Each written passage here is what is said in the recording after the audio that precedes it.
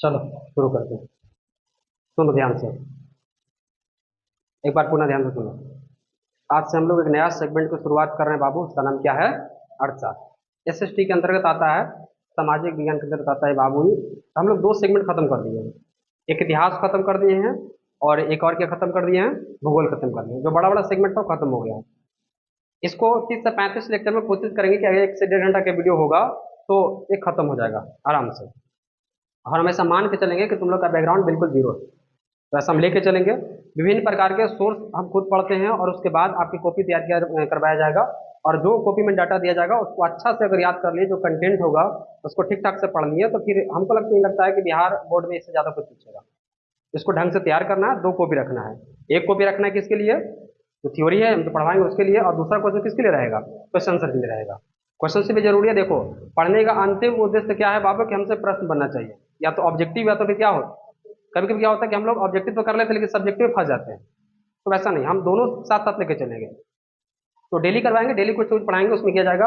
और ये जो वीडियो बन रहा है तो यह मुख्य रूप से 10वां क्लास के बच्चा के लिए है।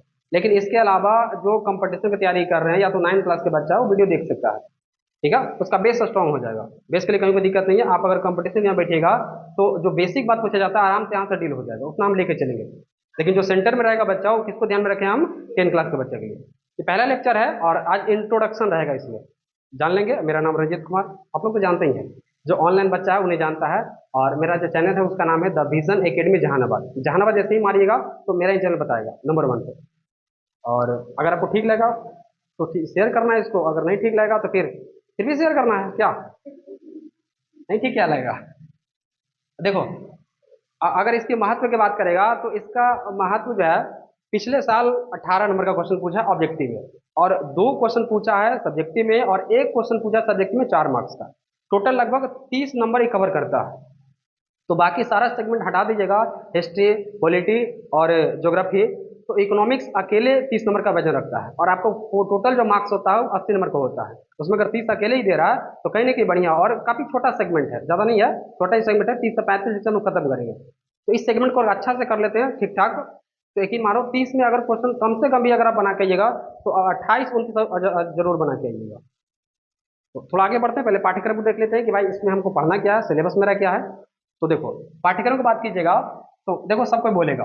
ठीक है, जो भी बच्चा है सबका मुंह खुलना चाहिए और सब बोलेगा। ऐसा नहीं कि कोई बच्चा बोल रहा है कोई बच्चा नहीं बोल रहा। एनर्जेटिक लगना चाहिए।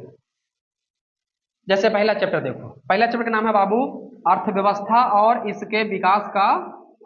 जितना पे जोर दिया जाएगा उतने बोलना है, ठीक है ना, कम बोलना ज्यादा बोलना है। इंग्लिश में क्या कहते हैं बाबू? History of economy and its development कहते हैं। दूसरा है राज्य एवं राष्ट्र की आय, स्टेट एंड नेशनल इनकम। तीसरा, इकोनॉमी नहीं, इनकम। तीसरा है मुद्रा बचत और क्या है बाबू? साख। इंग्लिश में क्या कहते हैं? मनी सेविंग एंड क्रेडिट कहते हैं। चौथा चैप्टर है हमारी वित्तीय संस्थाएं। इंग्लिश में कहते हैं आवर फाइनेंशियल इंस्टीट्यूशन। एक बार बोलो तो, आवर फाइनेंशियल इंस्टीट्यूशन। देखो बोलते बोलते सब सबसे जो है अवगत होगा तब ये सब धीरे धीरे पकड़ में आएगा। फिर है रोजगार एवं सेवाएं। इंग्लिश में कहते हैं एम्प्लॉयमेंट एंड सर्विसेज। क्या बोलते हैं इसको? Employment and services. और जो छठा चैप्टर है वैश्वीकरण। वैश्वीकरण को अंग्रेजी में क्या कहते हैं?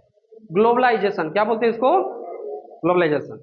और सातवां चैप्टर है उपभोक्ता जागरण एवं संरक्षण। इंग्लिश में कहते हैं कंज्यूमर अवेयरनेस एंड प्रोटेक्शन। क्या बोलते हैं इसको? Consumer awareness and protection. जितना बोलेगा उतना दिमाग के तार हिलेगा, और तार हिलेगा तो ज्यादा समझ में आएगा। इसलिए बोले से परहेज नहीं करना है। तो ये हो गया आपका क्या बाबू? सिलेबस हो गया। तो अब थोड़ा सा हम लोग एंट्री करते हैं। इंट्रोडक्शन तो बता ही दिया गया है कि अगर 30 से 35 तक से पढ़ेंगे ठीक ठाक से तो फिर इकोनॉमिक्स से दिक्कत नहीं होगा 10th स्टैंडर्ड बच्चा के लिए।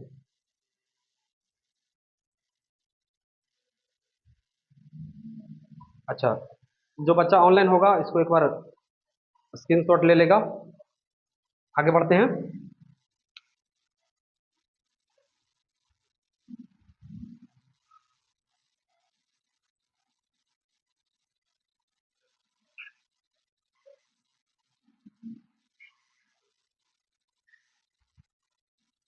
वीडियो चल रहा है कि नहीं चल रहा है? हाँ, एक लड़का देखेगा, ठीक है। वहां से दिखता है? नहीं दिखता क्योंकि वो दूर है। कोई बात नहीं। अभी देखो अभी नया नया है, ठीक है, अभ्यास भी नहीं है, बिल्कुल हम ऑफलाइन की तरह जो है हम लोग पढ़ते थे। आज से तकनीक भी इस पे इंट्रोड्यूस हो गया है, तो जाहिर सी बात है, चलो कोई बात नहीं। जो ऑनलाइन बच्चा जो नहीं आ सकता उसके लिए तो यही व्यवस्था है, और जितना हमसे हो पाया उतना हम कर रहे हैं। बाकी अगर जुड़िएगा ठीक ठाक से पढ़ाएंगे, और अगर ठीक ठाक से फॉलो करते हैं तो हमको लगता है कि इकोनॉमिक्स में कोई दिक्कत होगा, और 2 4 5 दिन में अभ्यस्त हो जाएंगे कैमरा पे कैसे पढ़ाना है क्या नहीं पढ़ाना है, तो उसके लिए टेंशन नहीं लेना, वो हमारा काम है। तो बस यहाँ पे ध्यान रखना पूरे तरीका से 100% दिमाग यहाँ रखना है। देखो, सबसे पहला चीज, 2 कॉपी रखना है, 1 कॉपी रखना है थ्योरी के लिए, तो कॉपी निकाल के रखना है, कब क्या लिखा देंगे वो हमको भी नहीं पता रहता है। देखो, सबसे पहले हम लोग जानते हैं, पहला चैप्टर को शुरू करेंगे, उस चैप्टर का नाम क्या था बाबू? अर्थ अर्थव्यवस्था एवं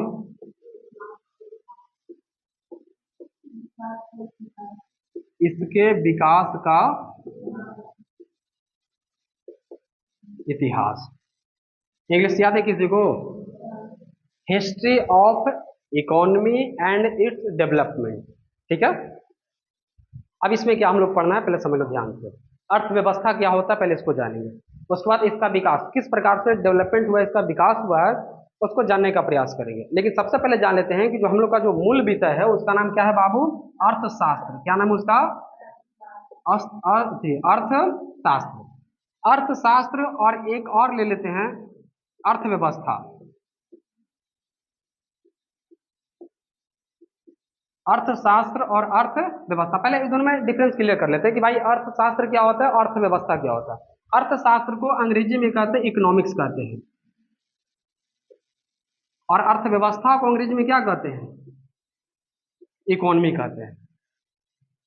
अर्थशास्त्र की बात करेगा तो अर्थशास्त्र के जो जनक हैं एडम स्मिथ को कहा जाता है। किसको कहा जाता है बाबू? अब अगला मुद्दा आता है कैसे थोड़े ही किसी को कह देंगे, क्या इनका योगदान रहा है?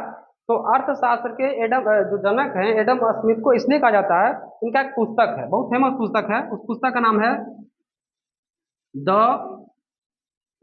Wealth of nation. The wealth of nation, ये पुस्तक का प्रकाशन किया गया था बाबू 1776 ईस्वी में, और इस पुस्तक, इसको धन के विज्ञान भी कहते हैं। ये आदमी जो है एडम स्मिथ, ये अर्थशास्त्र को धन के विज्ञान कहते हैं। अर्थशास्त्र को धन का क्या बोले बाबू? विज्ञान बोले थे। और उसमें पहली बार बताएं कि देखो अर्थशास्त्र क्या होता है, अर्थशास्त्र में क्या पढ़ना है, धन से रिलेटेड बात को पढ़ना होगा। क्या बोले थे उनके अनुसार अर्थशास्त्र की परिभाषा क्या होता है उसको लिखेंगे, लेकिन पहले एक लाइन आप लोग लिखिए एरो दे करके। कॉपी बना ली है ना? हेडिंग दे दी ये वाला पहला चैप्टर, पहले हेडिंग लगाओ। जो बच्चा हेडिंग दिया जल्द से हेडिंग लगाओ। अर्थव्यवस्था एवं इसके विकास का इतिहास।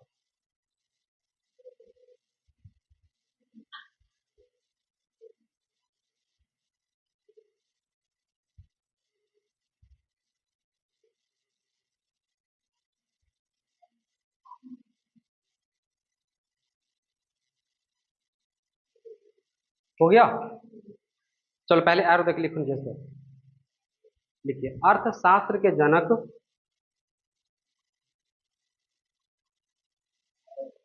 हाँ, अर्थशास्त्र के जनक एडम स्मिथ।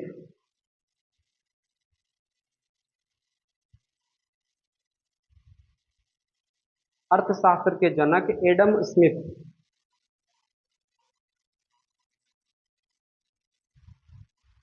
को कहा जाता है।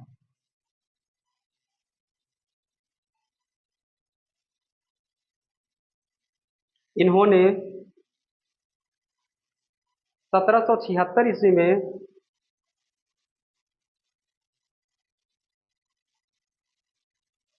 इन्होंने 1776 ईस्वी में द वेल्थ ऑफ नेशन,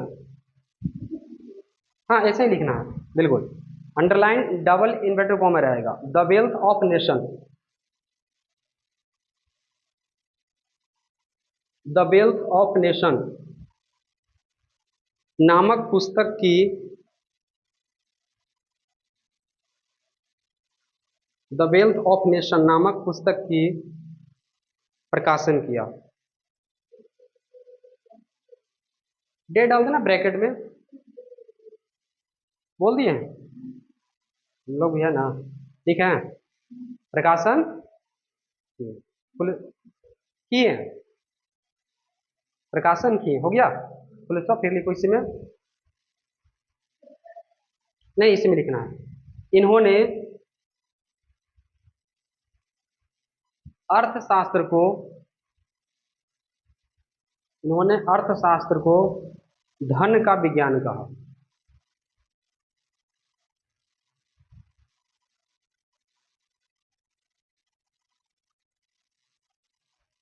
अर्थशास्त्र को धन का विज्ञान कहे, हो गया। अब थोड़ा और आगे बढ़ते हैं।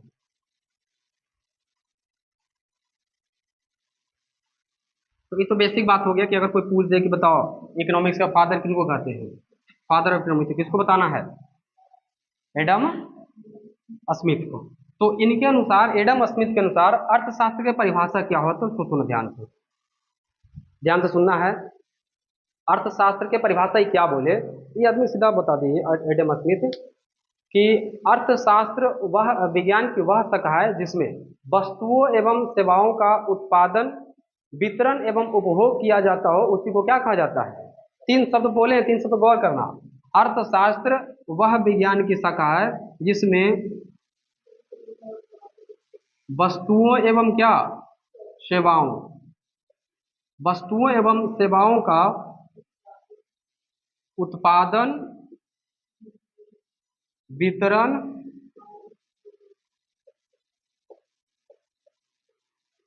उपभोग किया जाता है। इसी चीज को आप क्या कह देंगे, अर्थशास्त्र कहेंगे। फिर से बता देते हैं अर्थशास्त्र क्या है। एडम स्मिथ के अनुसार अर्थशास्त्र विज्ञान की वह शाखा है जिसमें वस्तुओं तथा सेवाओं का वितरण, उत्पादन एवं उपभोग के बारे में कहा गया, उसी को क्या कहा जाता है, अर्थशास्त्र कहा जाता है। तो पहले एक नीचे से लिखो, अर्थशास्त्र के डैश करो, साइड हेडिंग लगाना, अर्थशास्त्र लिख के डैश कीजिएगा।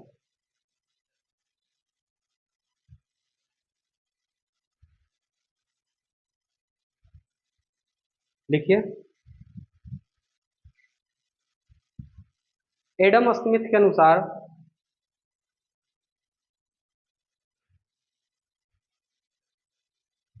एडम स्मिथ के अनुसार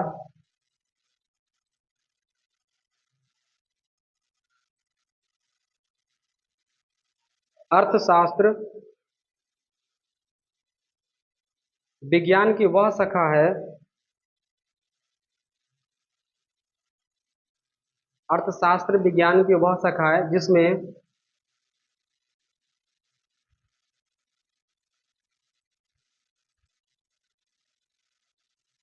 जिसमें वस्तुओं एवं सेवाओं का, जिसमें वस्तुओं एवं सेवाओं का उत्पादन, उत्पादन, कौमा, वितरण एवं,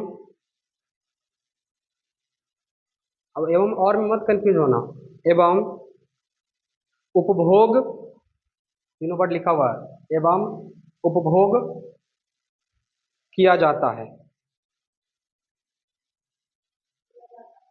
किया जाता है।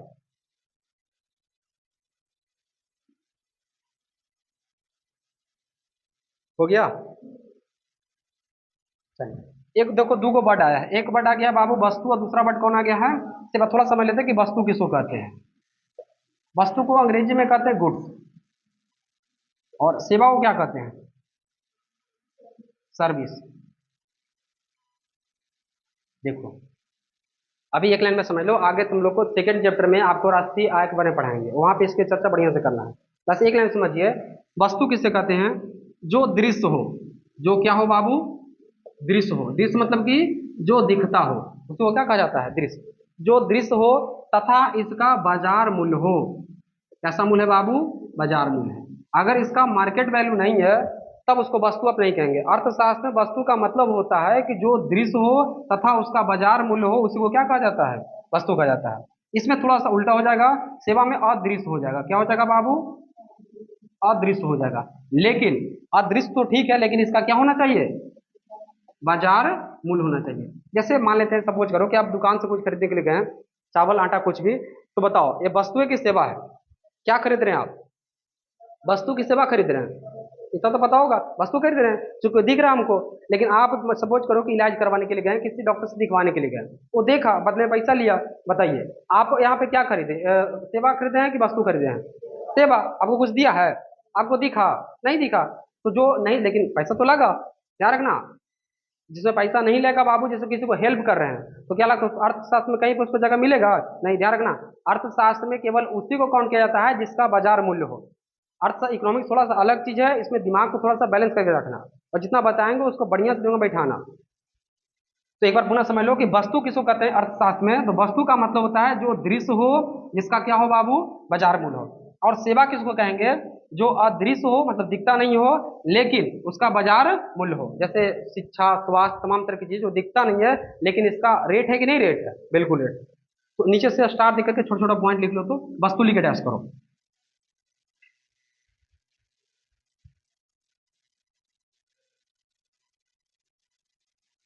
वस्तु लिख करके डैश कीजिए। गुड्स, इंग्लिश में इसको गुड्स कहते हैं। GOODS लिखिए। जो दृश्य हो तथा उसका बाजार मूल्य हो। जो दृश्य हो तथा उसका बाजार मूल्य हो।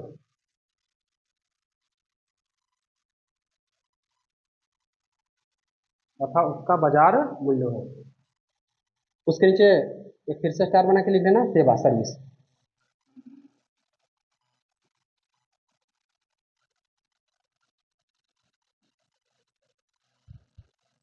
लिखे? लिखो। जो अदृश्य हो, जो अदृश्य हो तथा उसका बाजार मूल्य हो।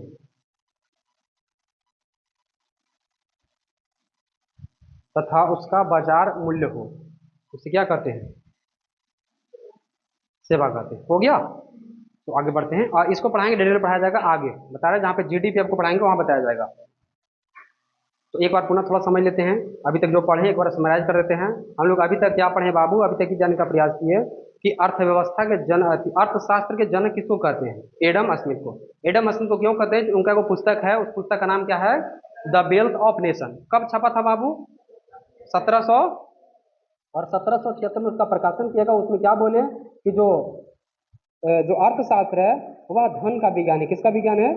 और वो अपने हिसाब से एक परिभाषा दी। आपको अपने से कुछ नहीं देना रखना, अपना घर से कुछ नहीं देना कि परिभाषा घर से लगा दे, नहीं। एडम स्मिथ के अनुसार अगर ऐसा क्वेश्चन आएगा कि अर्थशास्त्र किससे कहते हैं, तो परिभाषा जब भी देना तो एडम स्मिथ वाला देना है। एडम स्मिथ के अनुसार जो अर्थशास्त्र है विज्ञान की वैसी शाखा है जिसके अंतर्गत वस्तुओं तथा सेवाओं का क्या क्या करते हैं? उत्पादन, वितरण एवं उपभोग किया जाता है। उसी को क्या कहा जाता है? अर्थशास्त्र कहते हैं। अब हेडिंग मारो सेकंड वाला, अर्थव्यवस्था क्या होता है। और शुरुआती में थोड़ा सा स्लो रहेगा, इसमें कोई दो राय नहीं है। आज थोड़ा इंट्रो क्लास है, और जब तुम लोग लय में आ जाएगा तो फिर क्लास रफ्तार में आ जाएगा। ये अगर थोड़ा सा एक दो क्लास थोड़ा लेट भी होगा तो कंफ्यूज नहीं होना है। लिखें? डैश करके लिखो। उसमें क्या लिखे? अर्थव्यवस्था। लिखो, किसी राष्ट्र का वह भौगोलिक क्षेत्र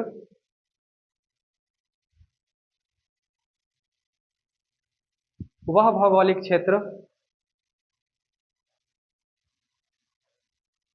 जहां आर्थिक क्रियाएं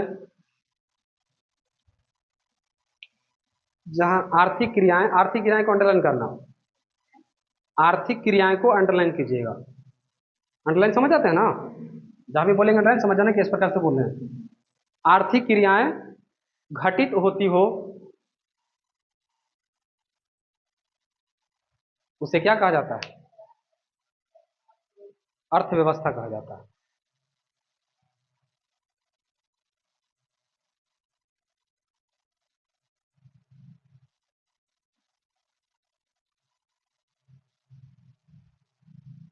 हो गया। अब इसको थोड़ा सा अपने भाषा में समझते हैं कि आखिरकार अर्थव्यवस्था क्या होता है, इकोनॉमी क्या होता है। देखो, आपको जीवन यापन करने के लिए बाबू कुछ ना कुछ धन की आवश्यकता होगा। क्या लगता है आजकल के जमाना में बिना रुपया पैसा कुछ होगा? नहीं होगा। ये जो रुपया पैसा जो आप कहीं से प्राप्त करेंगे, कि सर्विस देंगे या तो कहीं पे सेवा देंगे या तो कोई काम करेंगे, काम या तो जो सेवा करेंगे बाबू, इसको से जो धन की प्राप्ति होगा, इसी चीज को क्या कहा जाता है? अर्थव्यवस्था कहा जाता है। ये तो छोटे लेवल पर हो गया, ये आपका अर्थव्यवस्था हो गया। उसी प्रकार सा उसी प्रकार के राज्य का अर्थव्यवस्था, उसी प्रकार से देश का अर्थव्यवस्था होता है। देश भी कुछ काम करता है, वो भी प्रॉफिट चाहता है, और वो भी अपने लोगों को सब्सिडी या तो फिर पेंशन वगैरह देना चाहता है, और देता भी लोक कल्याण का काम करता है। तो कहाँ से पैसा आता है? उसका भी जो एक्टिविटी, उसका भी क्रियाकलाप है, उस सब मिला करके हम लोग क्या कहते हैं? अर्थव्यवस्था कहा जाता है। तो अर्थव्यवस्था का मतलब है कि जीवन यापन करने के लिए जो हम लोग आर्थिक क्रिया करते हैं, जो एक्टिविटी करते हैं, उसी चीज को क्या कहा जाता है? अर्थव्यवस्था कहा जाता है। अब कहिए तो अर्थव्यवस्था और अर्थशास्त्र में क्या डिफरेंस है? तो देखो, अर्थशास्त्र केवल केवल जिसे मान के चलो कि सूत्र बता रहा है, यह एक सैद्धांतिक पक्ष है। सूत्र फॉर्मूला समझते हैं ना। और जो अर्थव्यवस्था है, एक्चुअल में इसको प्रैक्टिकली में करता है। फिर से सुनो ध्यान से। जो अर्थव्यवस्था अर्थशास्त्र है, यह एक सैद्धांतिक पक्ष है, लेकिन अर्थव्यवस्था क्या है? एक व्यवहारिक पक्ष है। व्यापारिक का मतलब क्या? कि एक्चुअल में इसमें लोग काम कर रहे हैं। अब कैसे काम करें, इसका स्टडी कैसे होगा, कैसे फायदा होगा, कैसे घाटा होगा, अगर इसके बारे में स्टडी करें तो आप क्या स्टडी कर रहे हैं?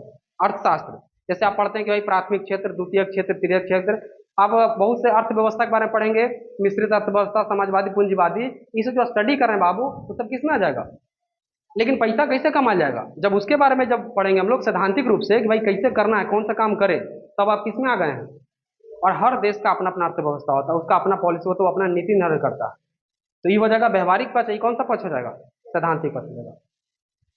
तो अभी जो आपको परिभाषा लिखाया गया है अर्थव्यवस्था का, एक बार पढ़िए तो उसको।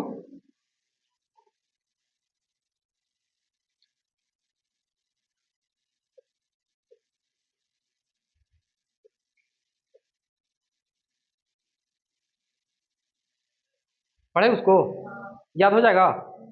फिर से सुनो ध्यान से। उसमें वो वर्ड है, कौन सा वर्ड है? ये वर्ड अपने आप में बहुत चीज समेटे हुए, ध्यान समझना। आर्थिक क्रिया, वे सभी क्रियाएं जिससे हमें धन की प्राप्ति होती है, उसी को क्या कहा जाता है? आर्थिक क्रिया। फिर से, आर्थिक क्रिया क्या होता है? इकोनॉमिकल एक्टिविटी कहते हैं इसको। ये क्या होता है बाबू? वे सभी क्रियाएं जिसके द्वारा हम धन को प्राप्त करते हैं, उसी को क्या कहा जाता है? आप जरा से उसको जोड़ के पढ़ते हैं अर्थव्यवस्था को। अर्थव्यवस्था कहता है कि कोई भी राष्ट्र या तो कोई भी देश के वह भौगोलिक क्षेत्र, भौगोलिक समझते हैं ना, ज्योग्राफिकल। हमको उम्मीद है कितना दिन से क्लास कर रहे हैं, तो इस सब टर्म में दिक्कत नहीं होगा। तो वह किसी भी राष्ट्र का वह भौगोलिक क्षेत्र जहाँ पे कौन सा घटना होता हो, मतलब सब आदमी जो है आर्थिक क्रिया का मतलब है किस फेरा में लगे हुए हैं? धन कमाने की फेरा, मतलब जीविकोपार्जन के लिए अपना पैसा जुटाना चाहते हैं, उसी व्यवस्था को क्या कहा जाता है? और इसका परिभाषा एक बार में नहीं क्लियर होगा, इसको स्टेप बाय स्टेप जैसे जैसे क्लास और बढ़ेगा, इसका जो परिभाषा होगा विस्तार होगा। अभी छोटा सा परिभाषा बताया जा रहा है जो तुमको ध्यान रखना ही होगा, जो आर्थिक क्रिया को लेकर बताया गया है। तो नीचे से स्टार्ट देकर के हेडिंग बनाओ, आर्थिक क्रिया। हाँ, साइड हेडिंग डालो।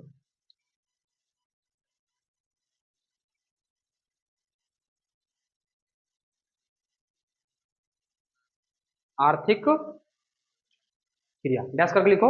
वे सभी क्रियाएं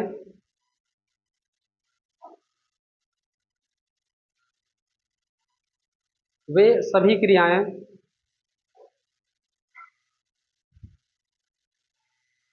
वे सभी क्रियाएं जिसके द्वारा हमें धन की प्राप्ति होती हो,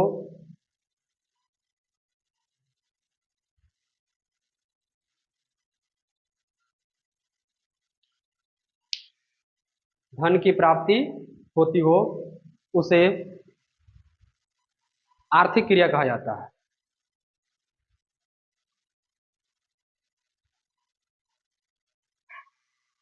इसे क्या कहा जाता है? आर्थिक क्रिया कहा जाता है। हो गया। अच्छा, कोई बच्चा इसका एग्जाम्पल बताना चाहेगा? आर्थिक क्रिया का दो एग्जाम्पल, जैसे कोई भी, जैसे मान के चलो कि हम सपोज करो कि गाड़ी चलाते हैं, रिक्शा चलाते हैं, सपोज कर मान लेते हैं, ये क्या इसको आप आर्थिक क्रिया में इसको शामिल कीजिएगा? बिल्कुल। अरे आर्थिक, जैसे रिक्शा चला रहे हैं या तो कोई भी बिजनेस कर रहे हैं, सपोज करो मेरी दुकान है, हम क्या कर रहे हैं? आर्थिक क्रिया तो कर रहे हैं। सपोज करो कि हम मान के चलो कि कोई दूसरा गाड़ी चलाते हैं, बड़ा गाड़ी चलाते हैं, नौकरी करते हैं, तो हम भी क्या कर रहे हैं? आर्थिक क्रिया, परिवार को भाई जीवन जीविकोपार्जन करवाना है। तो धीरे धीरे टर्म समझ में आएगा और धीरे धीरे सिलेबस आगे बढ़ेगा तो और चीज समझ में आएगा। तो अगर ऐसा एग्जांपल आ जाए कि बताओ आर्थिक क्रिया के दो नाम बताओ, तो सीधा बता देना है कि कोई भी रोजगार आप कर रहे हैं या तो कहीं सेवा दे रहे हैं जिसको से धन की प्राप्ति हो रहा है। ध्यान रखना, धन की प्राप्ति हो रहा है तभी अर्थशास्त्र में होगा। जिसका धन का प्राप्ति मतलब बाजार मूल्य। कोई लेबर है, उसका रेट तय कर दिया गया बाबू की 400 रुपये दिहाड़ी है, तो 400 का बाजार मूल्य हुआ। अब कोई लेबर मान के चलो कि फ्री में कोई काम करे, क्या उसको अर्थव्यवस्था मिल करेंगे हम लोग? तो उसका अलग अपना कॉन्सेप्ट होगा, वो आप अपना वो जाने।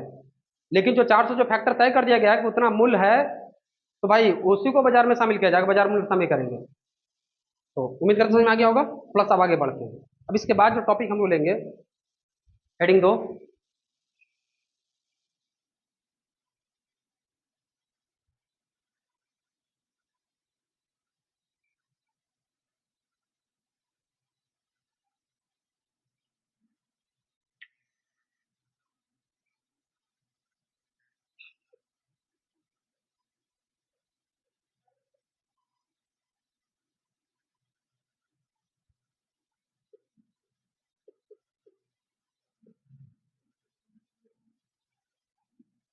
ये बीच हेडिंग लगाना बाबू। देखो, जो नया बच्चा होगा उसको थोड़ा सा दिक्कत भी होगा है। जो ऑनलाइन वाला बच्चा होगा उसको थोड़ा सा दिक्कत होगा, क्योंकि हमसे कोई पढ़ा नहीं है और किससे पढ़ाते नहीं। और दूसरी बात है कि हम कैनडा में पढ़ा रहे हैं, तो थोड़ा सा लय में थोड़ा भी है त्रुटि। लेकिन धीरे धीरे जैसे ही आ जाएगा 2-4 क्लास के बाद, तो फिर हम पूरे तरीके से लय में आ जाएंगे। क्षेत्रक, हाँ। तो थोड़ा सा पेशेंस रखो। अर्थव्यवस्था के क्षेत्रक या अर्थव्यवस्था की संरचना या ढांचा,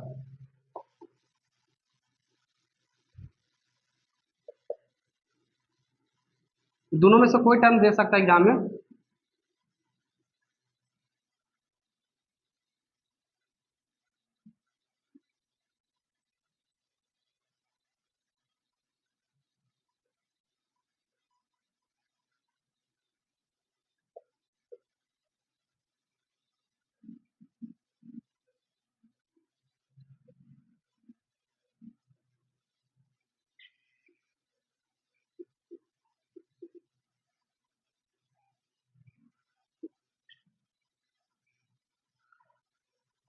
हेडिंग बनाइए जल्दी से।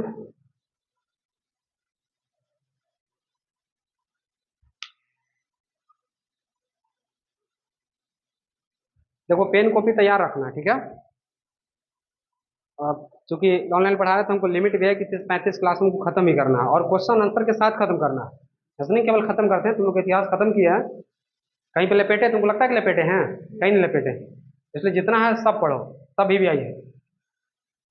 100% सिलेबस का कमांड रखिएगा, तो यकीन मानो जहां से क्वेश्चन पूछे, क्वेश्चन यहीं से फंसेगा। फिटिंग दे दिए? चलो, ये बाबू एक बड़ा क्वेश्चन आप जो है इसके लिए तैयार हो रहे हैं। एक छोटा सा क्वेश्चन आप बना सकते हैं कि अर्थव्यवस्था किसे कहा जाता है, उसका परिभाषा दे सकते हैं। जो आपको लिखा दिया गया उसको रट जाना है और वही परिभाषा एग्जाम में देके चलाना है। अगर ऐसा क्वेश्चन आएगा अर्थव्यवस्था किसे कहते हैं, तो सीधा तो उसका परिभाषा बता दिया गया है, उसी को वहां से जाकर के छाप देना है।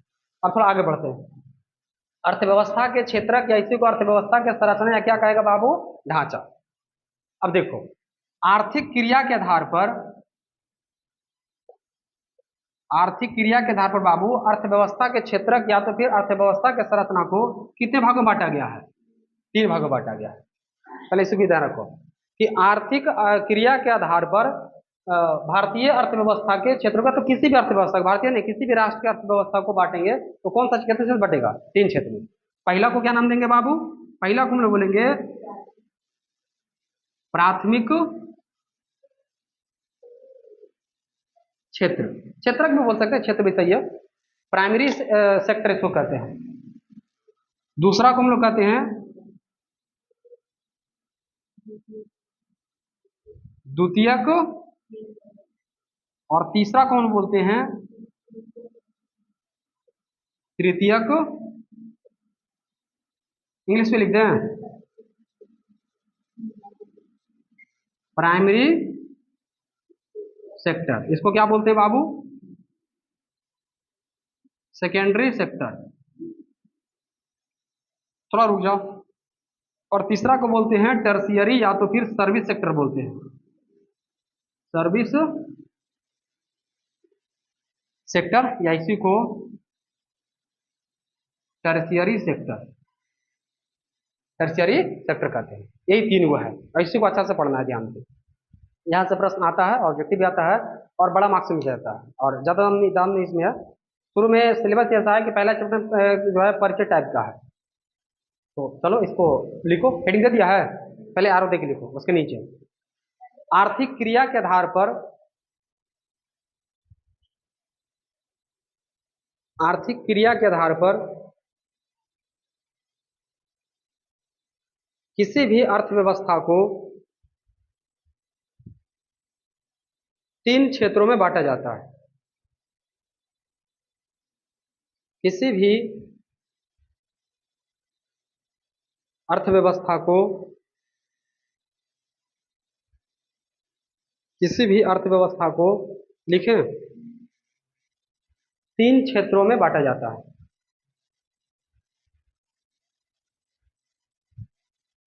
सब हिंदी में सब सुन के ठीक है ना? ऐसा नहीं कि अगर तुम कहे नहीं शुद्ध शुद्ध बोल रहे हैं, थोड़ा अपना भी हिंदी ध्यान रखना, कहाँ पे क्षेत्र है कहाँ पे क्षेत्र हो जाता है। क्योंकि हम लोग का काम, टीचर का काम होता है कि भाई कॉन्सेप्ट को बताना, शुद्धता रहेगा इसमें कोई दोहरा नहीं है, लेकिन थोड़ा सा अपना भी कॉमन सेंस होना चाहिए। हो गया? पहले इस तीनों को उतार लो, नंबर 1, नंबर 2, नंबर 3, जल्दी से।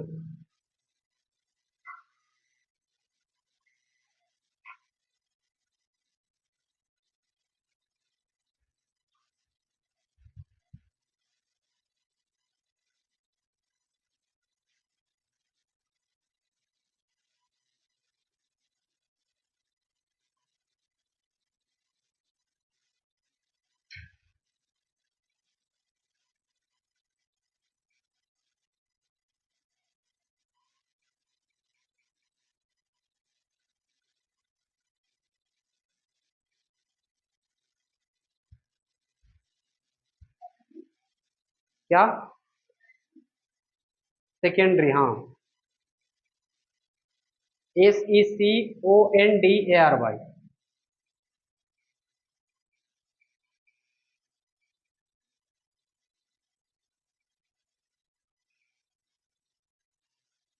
तीसरा को टर्शियरी कहते हैं, या सर्विस सेक्टर भी कहते हैं इसको।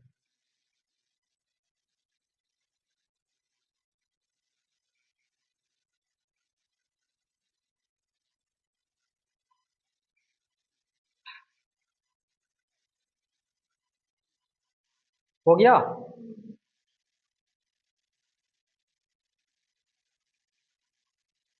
इसका हो गया। हाँ, पहला बीच शेड्यूल लगाओ, प्राथमिक क्षेत्र, प्राइमरी सेक्टर। प्राथमिक क्षेत्र, प्राइमरी सेक्टर।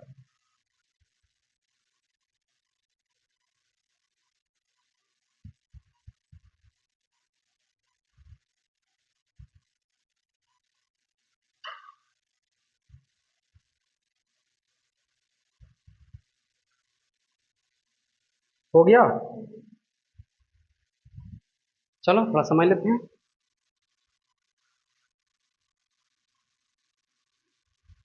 देखो, प्राथमिक क्षेत्र को बाबू कृषि क्षेत्र भी कहा जाता है। क्या बोला जाता है? कृषि क्षेत्र भी कहता है। पहले ऑब्जेक्टिव ध्यान रखो, प्राथमिक क्षेत्र को कृषि क्षेत्र भी कहा जाता है। और इसके अंतर्गत क्या क्या चीज शामिल होता है? कृषि तो होबे करेगा बाबू, उसके बाद फिर मत्स्य पालन होगा। मत्स्य, मत्स्य पालन समझते हैं? मछली पालन। फिर बताओ, फिर क्या होगा? वन, वानिकी तो नहीं समझते हैं? गार्डनिंग, वानिकी हो गया। ठीक तो है?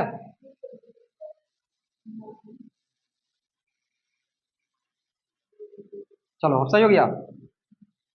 चलो, तो कृषि हो गया, मत्स्य पालन हो गया, वन हो गया, वानिकी हो गया, उसके बाद फिर खनन। माइनिंग समझता है, खनन, जैसे कोयला वगैरह में जो लेबर वगैरह खनता है उसको क्या कहा जाता है, खनन। ये तमाम तरह की चीज है, इस सब के सब किस में आ जाएगा, प्राथमिक क्षेत्र में। ऑब्जेक्टिव इसे पूछता है प्राथमिक क्षेत्र को कौन सा क्षेत्र कहा जाता है, इसका आंसर क्या हो जाएगा, कृषि क्षेत्र। और कृषि क्षेत्र के अलावा और किसको किसको रखा गया इसमें बाबू, तो किसको रखा गया, मत्स्य पालन हो गया, वन वानिकी हो गया, और क्या हो गया, हाँ बिल्कुल, हाँ पशुपालन भी आ जाएगा, पशुपालन, सिंपल। आई बात समझ में, लिखो, डैश करके लिखो इसे। अगर हेडिंग बना दिए ऊपर में तो नीचे एरो देके भी लिख सकते हैं। इसे कृषि क्षेत्र, इसे कृषि क्षेत्र भी कहा जाता है।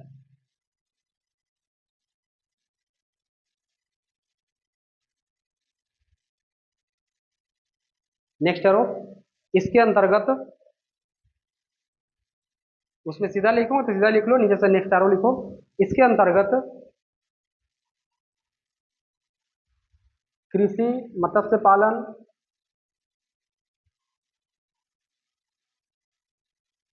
पशुपालन,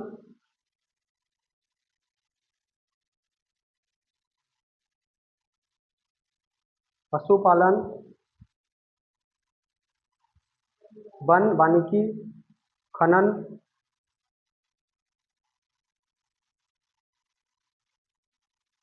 इत्यादि कर दो, इत्यादि कर दीजिए। क्या, हाँ आते हैं, कर दो लास्ट में, मतलब याद रहना चाहिए, इंपॉर्टेंट ही है।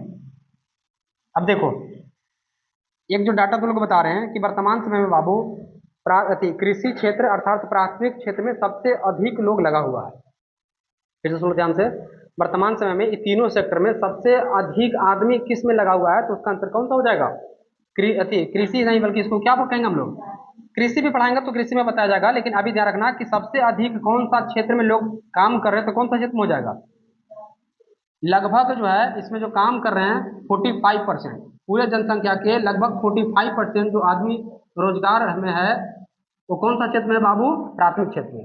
और वर्तमान समय में जो जीडीपी है, उसमें इसका योगदान सबसे कम है। कितना योगदान इसका है, मात्र 22%। कितना है बाबू, अगर देश के जीडीपी सपोज करो कि 100 रुपया है, तो इस 100 रुपया में 22 रुपया कहाँ से आ रहा है, केवल प्राथमिक क्षेत्र से। या तो कृषि से, मत्स्य पालन, वन वानिकी, तमाम तरह की चीज है, इस सबको मिला करके जब ऐड कीजिएगा तो किसका मूल्य बहुत कम होता है। देखो कृषि का उत्पादन कितना सस्ता मूल्य होता है देश के जी। अब जीडीपी क्या होता है, थोड़ा सबर कीजिए, अगले चैप्टर बताया जाएगा। अभी अगला ध्यान रखो कि वर्तमान समय में सबसे कम योगदान जीडीपी में किसका है, तो सबसे कम योगदान किसका है बाबू, कौन सा क्षेत्र का। अगर इस तरह का डेटा पूछ देगा तो कितना परसेंट बताना होगा, 22%। और सबसे अधिक आदमी किस में लगा हुआ है, यही में लगा हुआ है, कितना परसेंट लगा हुआ है, कुल जनसंख्या का 45%। लिखो एरो दे करके, लिखिए, वर्तमान वर्तमान समय में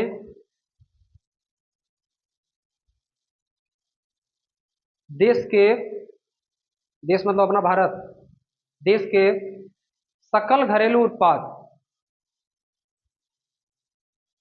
सकल घरेलू उत्पाद ब्रैकेट में जीडीपी, वर्तमान में क्या लिखे, वर्तमान समय में देश के सकल घरेलू उत्पाद, ग्रॉस डोमेस्टिक प्रोडक्ट कहते हैं, जीडीपी में प्राथमिक क्षेत्र का योगदान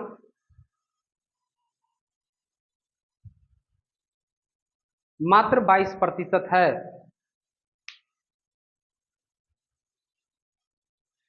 मात्र 22% है, जो सबसे कम है।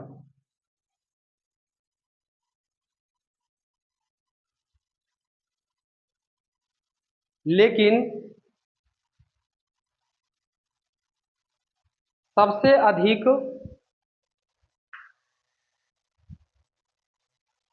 भारत की जनसंख्या भारत की जनसंख्या प्राथमिक क्षेत्र में ही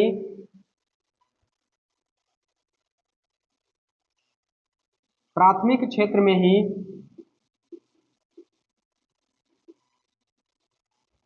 कार्यरत कार्यरत मतलब उसमें लगे हुए हैं,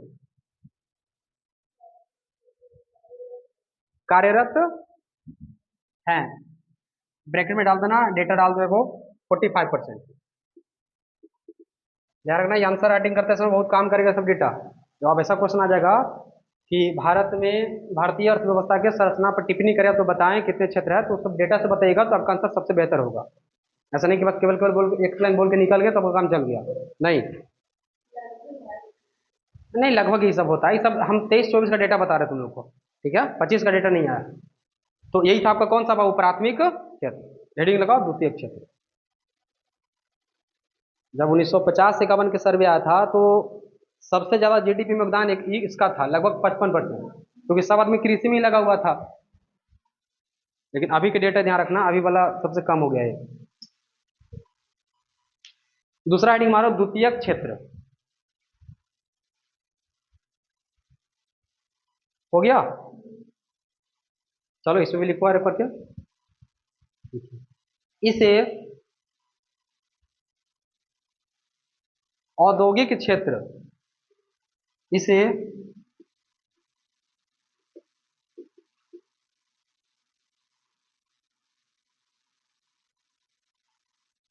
औद्योगिक क्षेत्र भी कहा जाता है। औद्योगिक क्षेत्र को अंडरलाइन कीजिएगा। उसमें कृषि को किया है ना, नहीं किया तो कर लेना। नेक्स्ट करो, इसके अंतर्गत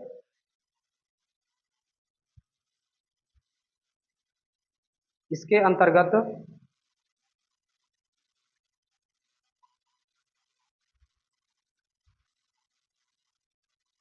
उद्योग,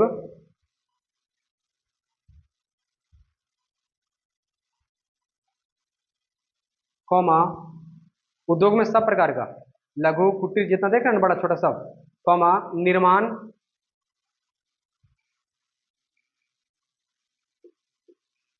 कौमा, विनिर्माण,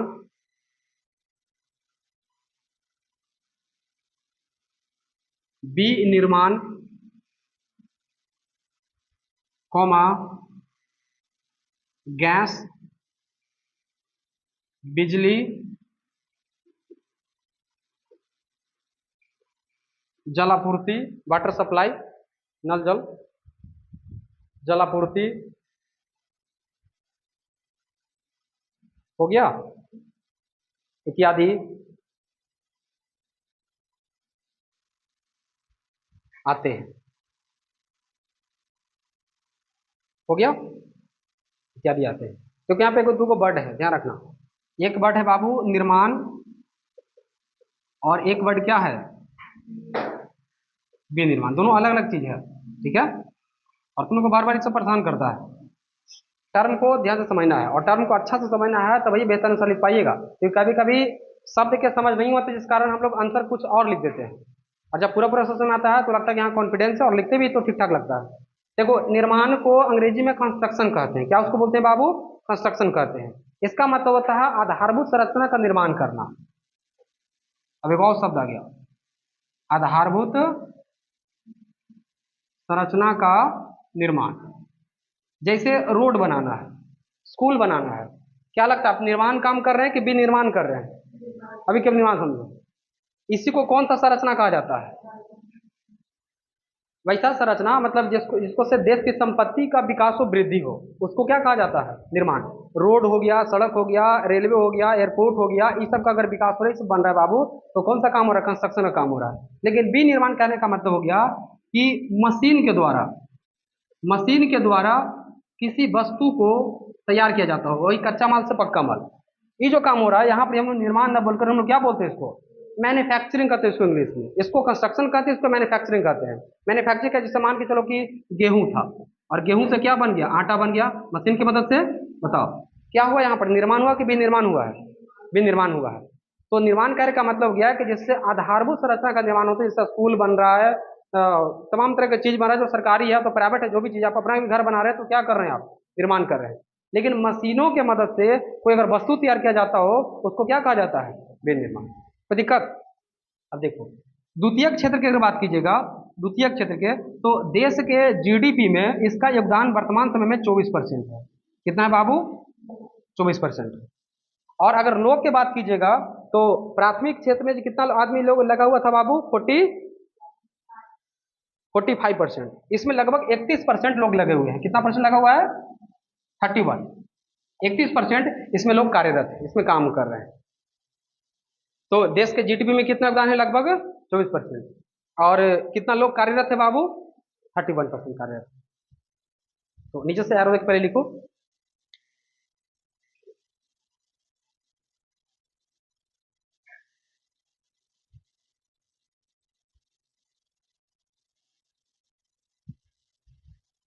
बोले?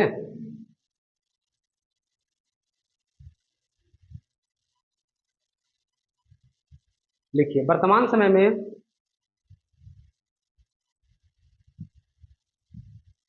देश के जीडीपी, जीडीपी समझ आएंगे, लिखो, देश के जीडीपी यानी सकल घरेलू उत्पाद, देश के जीडीपी में द्वितीयक क्षेत्र का योगदान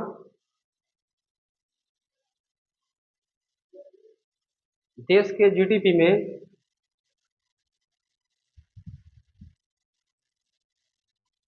देश के जीडीपी में द्वितीयक क्षेत्र का योगदान 24% है। द्वितीयक क्षेत्र का योगदान 24% है।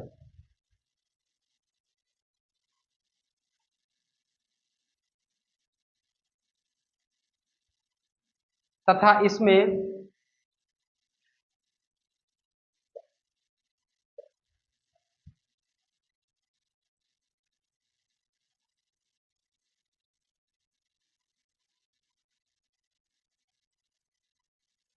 क्या लिखा? तथा इसमें 31 31%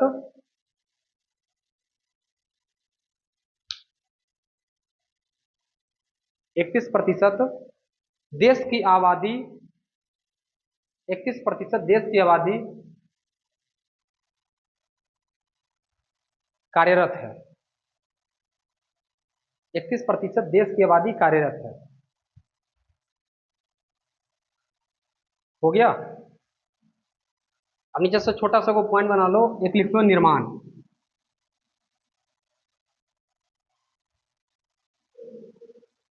क्या?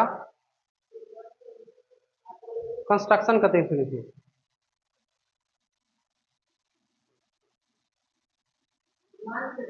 हाँ, साइड में हेडिंग लगा लो, स्टार दे लो, जैसे ही मन हो, बस याद रहने के लिए।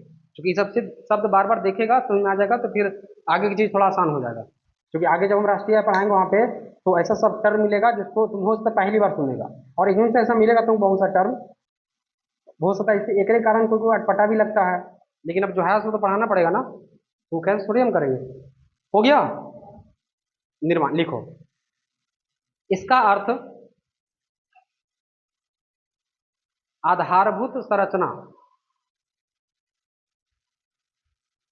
आधारभूत संरचना के निर्माण से है। निर्माण ब्रैकेट में विकास लिख देना, निर्माण ब्रैकेट में विकास। एग्जाम्पल डाल दीजिए, एक दो को एग्जाम्पल लिख लो। सड़क,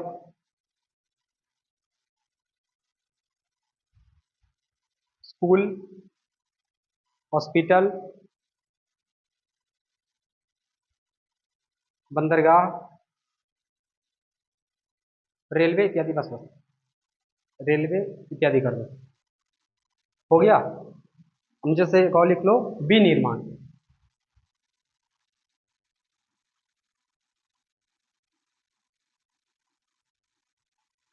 मैन्युफैक्चरिंग,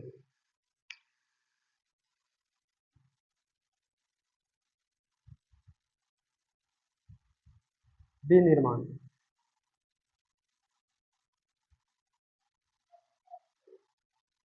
मैन्युफैक्चरिंग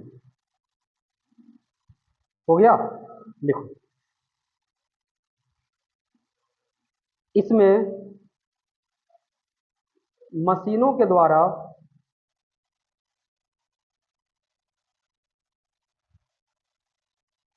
वस्तुओं का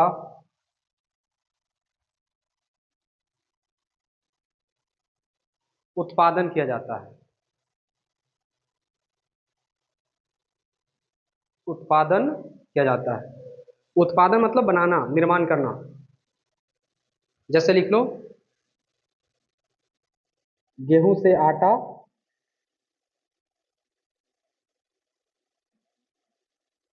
गेहूं से क्या लिखें, कौमा, कपास से सूती वस्त्र, कपास से सूती वस्त्र,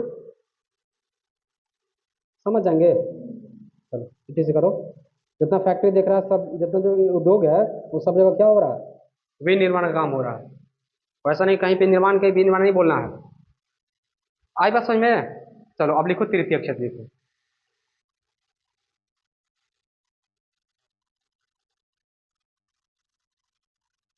तृतीय क्षेत्र,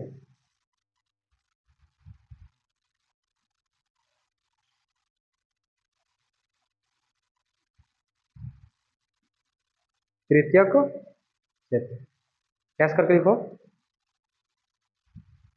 इसे सेवा क्षेत्र भी कहा जाता है।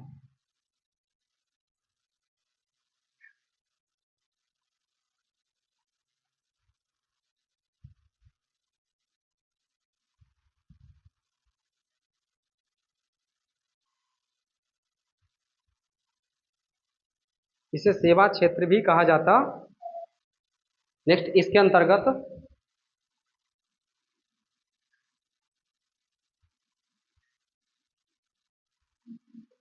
इसके अंतर्गत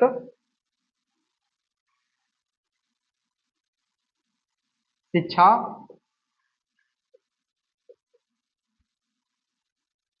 स्वास्थ्य,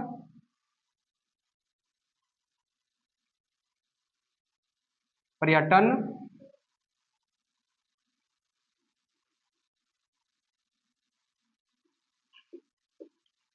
बैंक, बीमा,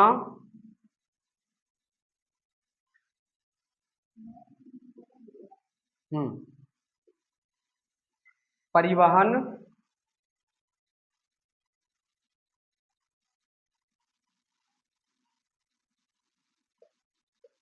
बाजार,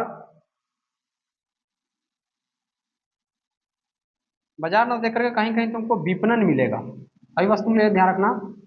और विपणन का मतलब क्या होता है, एक लाइन समझ लो, मार्केटिंग।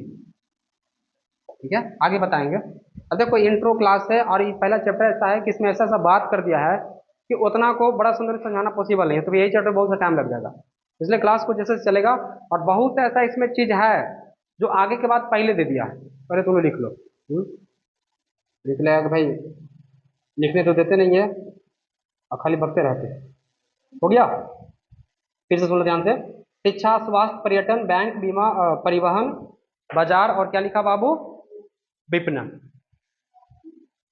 मार्केटिंग। ओ,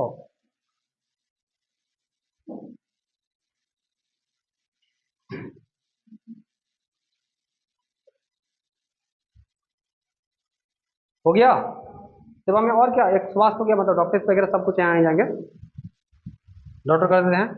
कुछ और होगा अगर ध्यान में आएगा तो हो सकता है अगले क्लास में लिखा सकते हैं।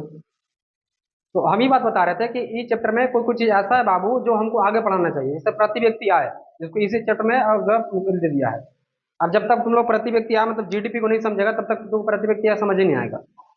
और जीडीपी को समझने के लिए उनको राष्ट्रीय जो नेशनल इनकम है उसको समझना जरूरी है। तो हम इसको आगे पीछे ही हमारा काम है पढ़ाएंगे, लेकिन हाँ कोई टॉपिक नहीं छूटेगा। कोई भी जो तैयार होगा उसको ध्यान से अच्छा से खाली तैयार करते चलो। अब देखो वर्तमान समय में जीडीपी में इसका कितना योगदान है बाबू, तो इसका योगदान है 54%, 54%। ऐड करो तो टोटल 100 हो जाता है ना, 22, 24, 54, 100 हो जाता है ना। चलो लिखो, इसको याद रखना, डायरेक्ट पूछ सकता है एग्जाम में। वर्तमान समय में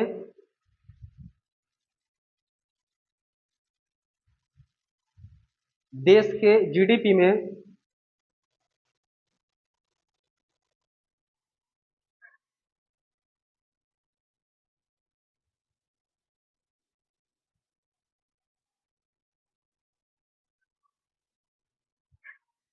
देश की क्या लिखा बाबू, जीडीपी में तृतीयक क्षेत्र का योगदान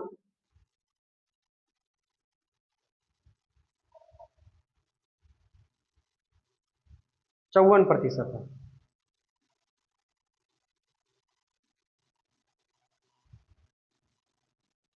तो इसमें कितना लोग कार्यरत होंगे?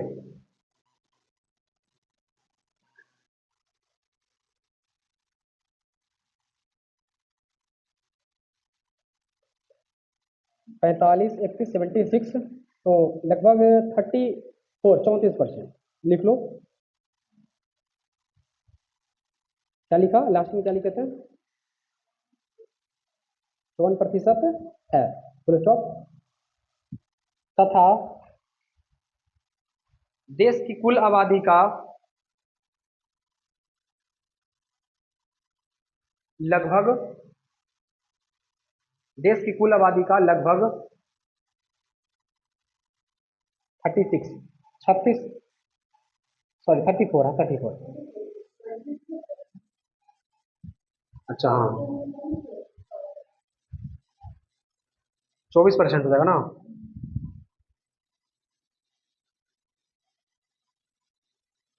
एक मिनट रुको, तो द्वितीय क्षेत्र लिखा ना है, उसमें भी उसको 31 को 24 कर दो, सॉरी उसमें 31 नहीं होगा बल्कि 24 होगा। हाँ, केवल पॉपुलेशन, केवल जनसंख्या कर लो।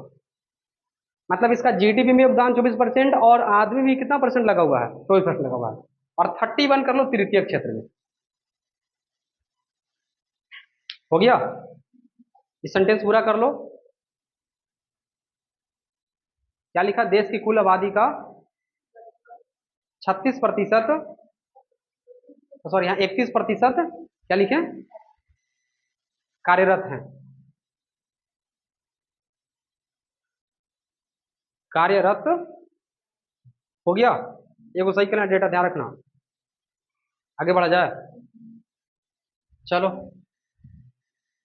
तो ये टॉपिक कंप्लीट हो गया, ठीक है। यहाँ से जितने प्रकार के प्रश्न आ सकते हैं, यही सौ क्वेश्चन पूछेगा। अब आज कॉपी लेके आया, वो वाला सेकंड वाला क्वेश्चन आंसर वाला के नहीं लेके आया है? नहीं लेके आया है? नहीं नहीं नहीं, इससे इसका 2 कॉपी रखना है, एक तो थ्योरी का होगा, एक क्वेश्चन आंसर का होगा। लेके आइए। जो नहीं लेके आए हैं, जो पीछे का पेज एक आठो उस पर लिख लो, एक दो प्रश्न लिखो तो पहले। पहला क्वेश्चन लिखो,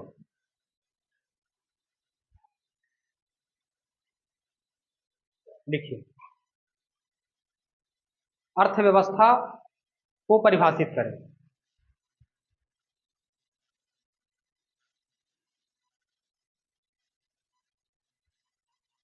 डैश करके लिखो, 2 नंबर का, ये 2 मार्क्स का होगा, इसमें डैश कर देना। दूसरा क्वेश्चन,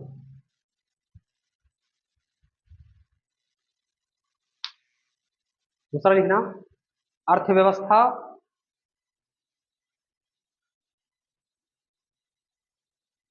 अर्थव्यवस्था किसे कहा जाता है, अर्थव्यवस्था किसे कहा जाता है? वाट का चिन्ह लगाइए। इसके नहीं नहीं, इसमें क्या लिखो, इसके संरचना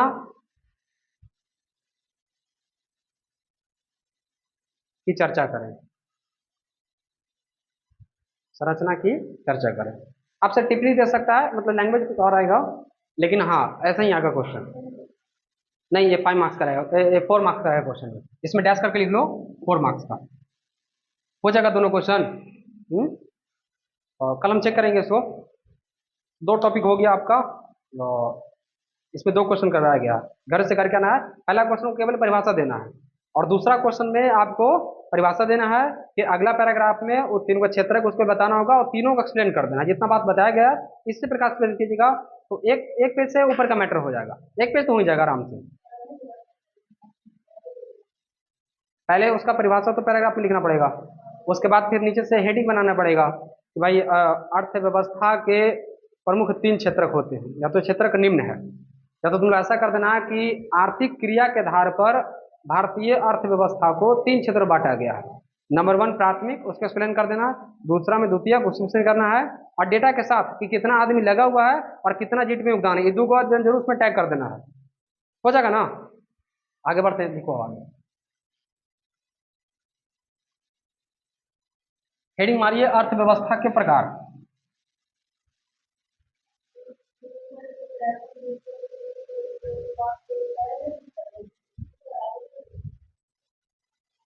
जैसे नंबर वन लिखिएगा, उसको बताइएगा कि भाई ये इसको जो है कृषि क्षेत्र कहते हैं, इसके अंदर फला फला चीज आते हैं, देश के जीडीपी में इतना योगदान है, उसको या तो एरो में लिख सकते हैं या तो एक पैराग्राफ में लिख सकते हैं।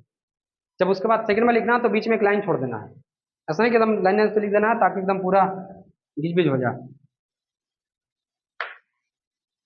इकोनॉमिक्स में जैसे देखो इतिहास, तुम लोग सोचते इतिहास जैसा क्वेश्चन कर लेंगे, देखो इतिहास में तो दूसरे पे तक आंसर चल जाता था, इसमें तो नहीं जाएगा, इसमें टू द पॉइंट लिखना पड़ेगा और फैक्चुअल बात होगा।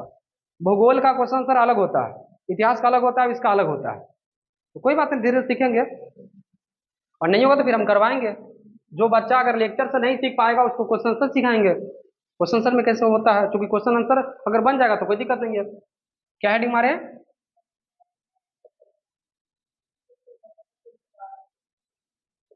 अर्थव्यवस्था के प्रकार। इंग्लिश में क्या कहेंगे बाबू? Types of. अच्छा, इकोनॉमी बड़ा है कि इकोनॉमिक्स बड़ा है? अर्थव्यवस्था बड़ा होगा कि अर्थशास्त्र बड़ा होगा? अर्थशास्त्र बड़ा होता है, ठीक है।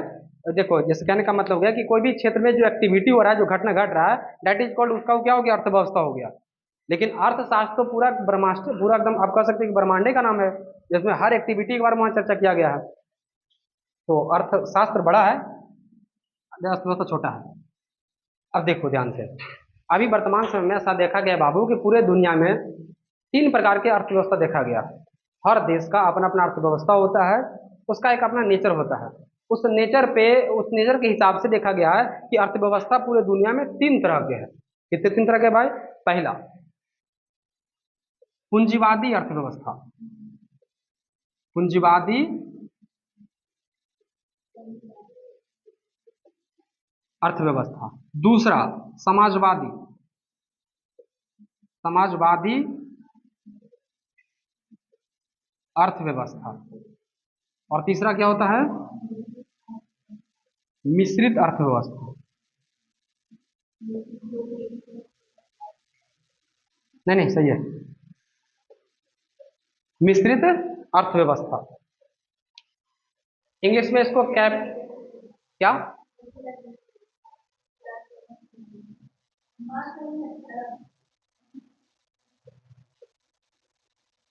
तुम लोग मेरा हिंदी सही है करके मानेगा ना? सर चलो कोई बात नहीं, ठीक है। इसको कैपिटल इकोनॉमी बोलते हैं, कैपिटल, और इसको सोशलिस्ट इकोनॉमी बोलते हैं, और इसको मिक्स इकोनॉमी बोलते हैं, ठीक है। अब तीनों को पढ़ेंगे कि भाई पूंजीवादी क्या होता है, समाजवादी क्या होता है, मिश्रित क्या होता है। जिस प्रकार से एक बड़ा मार्क्स का क्वेश्चन पूछता है कि अर्थव्यवस्था किसे कहते हैं, इसके संरचना या तो क्षेत्र की चर्चा करें, उसी प्रकार से पूछ सकता है कि अर्थव्यवस्था के प्रकारों के वर्णन करें वर्तमान समय में। तो एक बड़ा मार्क्स के क्वेश्चन के लिए आप लोग तैयार हो रहे हैं, तीनों को पढ़ेंगे, एक्सप्लेन करेंगे, उसके बाद जो है एक क्वेश्चन मिलेगा तुमको इसी के ऊपर, और भारत कौन वाला फॉलो करता है उसको देखेंगे हम लोग। हर दुनिया दुनिया में देखा गया है कि भाई ये तीनों तीन वो नेचर होता है, या तो वहां पे पूरे तरीके से क्या है, पूंजीवादी मिलेगा ना, तो क्या मिलेगा, समाजवादी, तो क्या मिलेगा, मिश्रित मिलेगा। तो लिखो पहले इसको, हेडिंग क्या लगा है? अर्थव्यवस्था का प्रकार। नीचे से ऐसा हेडिंग लगा है ना, नीचे से पहले और करके लिखो। वर्तमान समय में, हाँ वर्तमान समय में विश्व में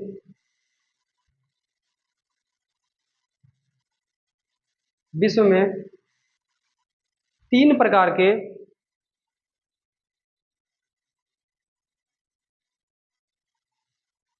तीन प्रकार के अर्थव्यवस्था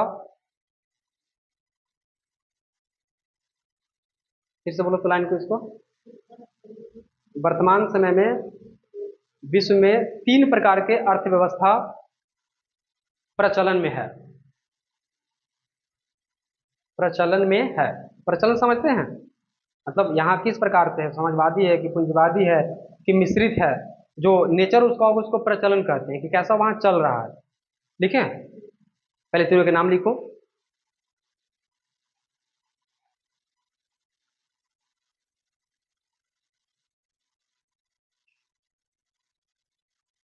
इंग्लिश में लिखेगा तुम लोग। टर्म को जानना जरूरी है बाबू। Capital economy,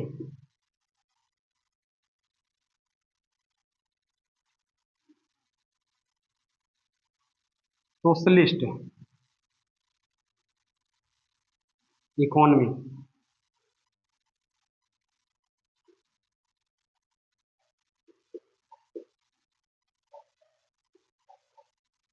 economy.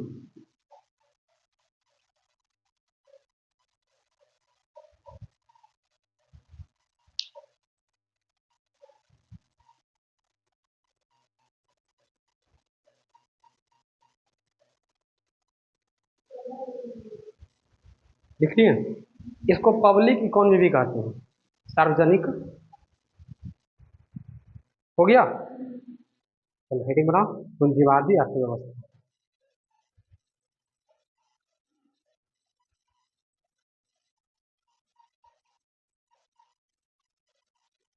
स्पीड ठीक है ना? किसी को ज्यादा तो नहीं लग रहा ना, और कम भी नहीं लग रहा होगा? ठीक है, लिखिए पूंजीवादी अर्थव्यवस्था।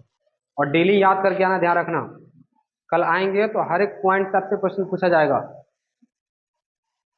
और ऑनलाइन वाला बच्चा तो खैर अपना मन के मालिक है, क्या इसको कैसे डांटे, इसको ही डांटा जा सकता है ना। चलो पढ़ो, हो गया। अब जो जागरूक है वही जुड़ पाएगा, क्या वो तो जो जागरूक है उसे पढ़ता है, जो नहीं है उसको टेल टाल के यहाँ लाना पड़ता है। ठीक है, पहले क्या लिखे बाबू? पूंजीवादी। पहले थोड़ा समझो इसको क्या है से।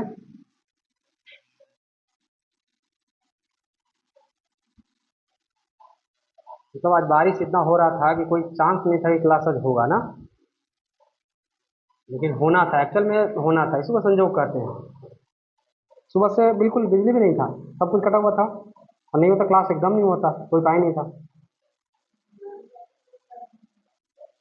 हाँ तो प्रकृति भी उसी का साथ देता है जिसमें क्षमता होता है, हाँ वो तो पहले ही बताए हैं। देखो, पूंजीवादी अर्थव्यवस्था, पूंजीवादी अर्थव्यवस्था क्या होता है? देखो, वैसा अर्थव्यवस्था जहां, फिर से सुनो ध्यान से, वैसा अर्थव्यवस्था जहां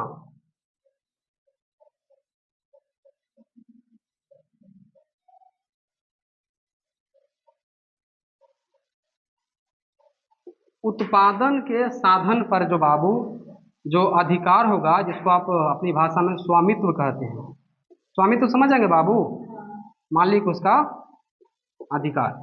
स्वामित्व जो होगा वो किसी निजी व्यक्ति मतलब प्राइवेट व्यक्ति के पास होगा, पर्सनल, या तो कोई प्राइवेट कंपनी के पास होगा, या तो कोई प्राइवेट फर्म के पास होगा। फर्म क्या होता है? कंपनी के समूह को क्या कहा जाता है? फर्म कहा जाता है, बस ध्यान रखना। कभी कभी ऐसा टर्म आ जाएगा कि फर्म क्या है, तो कुछ नहीं, कंपनी के समूह को फर्म कहते हैं। ठीक है, फिर से सुनो, अब इसको जरा डिफाइन करते हैं कि भाई पूंजीवादी अर्थव्यवस्था किसे कहा जाता है। वैसा अर्थव्यवस्था जहां उत्पादन के साधन पर किसका अधिकार होता हो बाबू?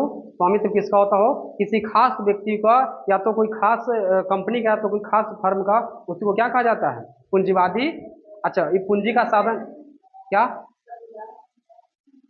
समुदाय भी हो सकते हैं, हाँ बिल्कुल, समुदाय हो सकता, कोई विशेष समुदाय लेकिन होना चाहिए। जैसे ईस्ट इंडिया कंपनी 72 से रोल में क्या था, तो सरकारी थोड़ी ना था, वो समुदाय वाला था। अभी उत्पादन के साधन का मतलब क्या होता है? उत्पादन के साधन कहने का मतलब हो गया कि कच्चा माल भी वही आदमी को जिम्मेदारी है, कहाँ से लाएगा से, अगर प्रोडक्शन होगा, उत्पादन होगा, उस पर भी जो मालिकाना हक होगा, जो अधिकार होगा, यही व्यक्ति होगा। इसको क्या कहा जाता है? उत्पादन के लेबर, मजदूरा, जितने तमाम तरह की चीज होंगे उसमें सरकार का कोई इंटरफेयर नहीं होगा। उस प्रकार के चीज, उस प्रकार की अर्थव्यवस्था, वो कौन सा अर्थव्यवस्था कहते हैं? अब वर्तमान समय में कौन सा देश में ही देखने को मिलता है, तो इसका सबसे परफेक्ट एग्जाम्पल कौन है? और जो अमेरिका के मानने वाले कुछ लोग होते हैं, जैसे जो खाड़ी प्रदेश में बताया था तुम लोग को, खाड़ी प्रदेश में जैसे सऊदी अरब वगैरह हो गया, इराक ईरान हो गया, ये सब जितना जो देख रहे हैं ना तेल क्षेत्र वाला, वहां पे सब के सब इसको ओपेक भी कहते हैं। बताया तो ओपेक किसी को याद आ रहा है? हाँ। तो इस सब के सब वहां पे किस प्रकार की अर्थव्यवस्था देखा जाता है बाबू? पूंजीवादी। तो एक लाइन में फिर से समझ लो ध्यान से, पूंजीवादी अर्थव्यवस्था क्या है? वैसा अर्थव्यवस्था जिसमें उत्पादन के साधनों पर किसी खास व्यक्ति या समुदाय या कंपनी या फर्म का अधिकार होता हो, उसी को क्या कहा जाता है? आप एक भी बोल के निकल जाएंगे, कहीं कोई दिक्कत नहीं, आपके एग्जाम में माफ है। क्योंकि सौभाग्य से हम सिविल सर्विस एग्जाम की तैयारी करते हैं, क्योंकि हम लोग को थोड़ा देर में पढ़ना होता है, थोड़ा ज़्यादा पढ़ना होता है, लेकिन हाँ जितना हम लोग पढ़ना होता है थोड़ा भी उसमें छाट कर पढ़ाएंगे तो तुम लोग के एग्जाम में कहीं कोई नुकसान नहीं होगा। इसलिए शब्द का बहुत मायने हो। कोई बच्चा आंसर लिखेगा और अगर अच्छा अच्छा शब्द बेजो बेज डाल देगा तो यकीन मानो उसको ज़्यादा नंबर उठ जाता है। ऑब्जेक्टिव में वो भी निकालेगा, आप भी निकालेंगे, लेकिन अगर शब्द का चयन ठीक ठाक कर लिए और शब्द अगर बढ़िया बढ़िया पावरफुल डाल दिए तो उसी का आंसर सबसे जो है ऊपर माना जाएगा और कॉपी भी उसी का सिलेक्ट होगा। लिखो इसको।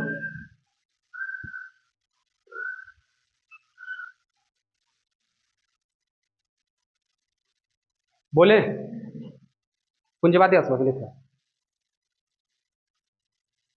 वैसा अर्थव्यवस्था, वैसा अर्थव्यवस्था जहां उत्पादन के साधनों पर, जहां उत्पादन के साधनों पर किसी खास व्यक्ति,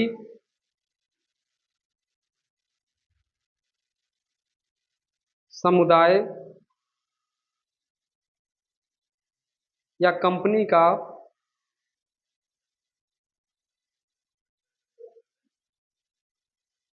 व्यक्ति, स्लैश कर देना, स्लैश समझते हैं? व्यक्ति समुदाय या कंपनी बोले थे का स्वामित्व समझ जाइएगा। लिखो स्वामित्व। आप लास्ट लिखे ना कंपनी का, फिर लिखो का स्वामित्व हो, स्वामित्व हो उसे पूंजीवादी अर्थव्यवस्था कहा जाता है। पूंजीवादी अर्थव्यवस्था कहा जाता है। क्या लगता है इसमें सरकार का हस्तक्षेप होता है कि नहीं होता है? नहीं होता, ना के बराबर, थोड़ा बहुत होबे करेगा। अमेरिका में कोई कंपनी चलेगा बिना सरकार की मर्जी के चलेगा? थोड़ा बहुत होगा, लेकिन हाँ मैक्सिमम जो है इस पे अधिकार किसका होता है? कंपनी का होता है। दूसरा हेडिंग लगाओ।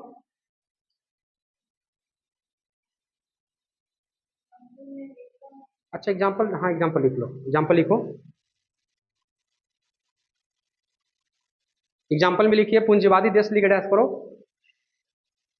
एग्जाम में इसी फॉर्मेट में लिखना है। इससे संतरा थोड़ी है ना है कि एग्जाम्पल में लिख दे के फल के नाम लिख रहे हैं। नीचे से लिखना पूंजीवादी देश डैश करके लिखो। अमेरिका,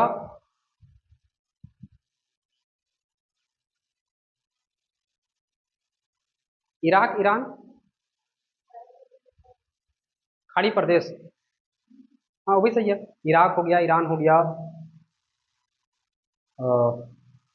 सऊदी अरब हो गया,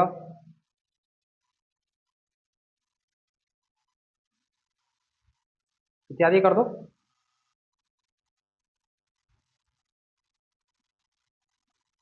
चलो अब सेकंड लिखो।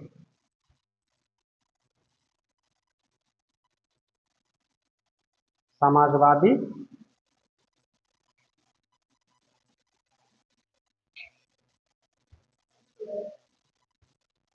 Socialist economy. एक ही अंग्रेजी में भी कहीं कहीं एक दो वर्ड इधर उधर हो जाता है, जैसे कैसे हिंदी में बयाबाजी चलता है वहां भी चलता है, तो उससे कंफ्यूज नहीं होना। ठीक है।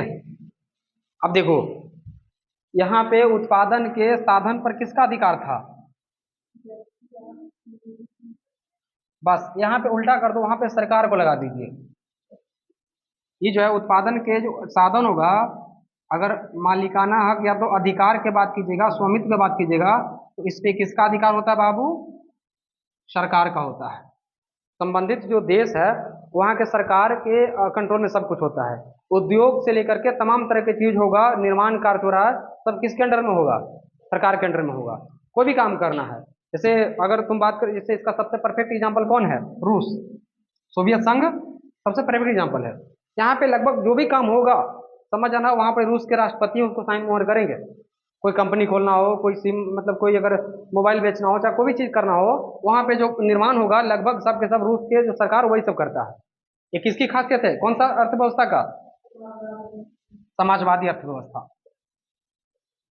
समाजवादी अर्थव्यवस्था। तो बस यही एक लाइन खाली अंतर कर देना है, लिखो इसमें। वैसा अर्थव्यवस्था जहां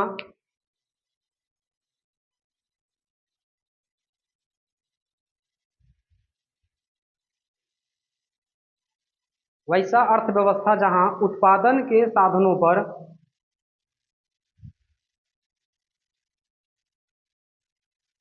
जहां उत्पादन के साधनों पर जहां उत्पादन के साधनों पर सरकार का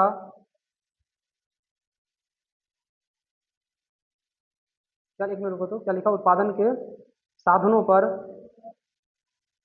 सरकार, काटो पे एक मिनट, उत्पादन के क्या लिखे? साधनों पर तथा उसका संचालन, संचालन मतलब चलाना, तथा उसका संचालन सरकार के नियंत्रण में होता हो,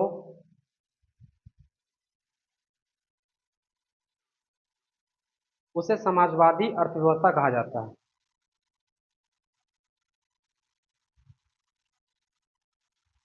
एग्जाम्पल लिखिए। रूस, समाजवादी देश में लिखिए रूस।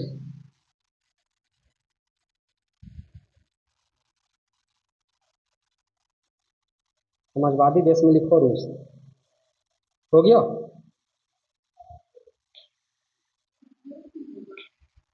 और उसके साथ जो टूटा था ना 15 भाग में सोवियत संघ, जब उसका विघटन हुआ था, तो क्या चीन में भी साम्यवादी? हाँ वहां भी है। चीन भी सही है, क्यूबा भी सही है। हो गया? लिख लो, रूस, चीन, क्यूबा इत्यादि। थर्ड लिखो, मिश्रित अर्थव्यवस्था।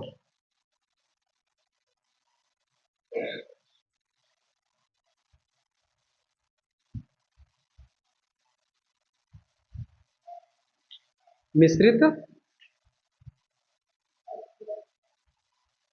चलिए, मिश्रित का मतलब क्या हो गया? दोनों का मिक्सचर? नहीं। वैसा अर्थव्यवस्था जहां उत्पादन के साधनों तथा संचालन का अधिकार निजी तथा सरकार दोनों के सहयोग से किया जाता हो, उस अर्थव्यवस्था को क्या कहा जाएगा? सिंपल। लिखो, अब तो समझ में आ रहा होगा ना?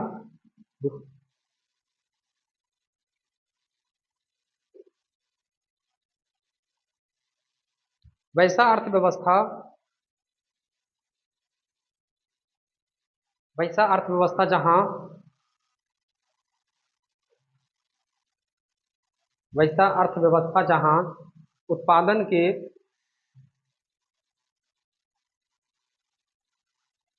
साधनों तथा संचालन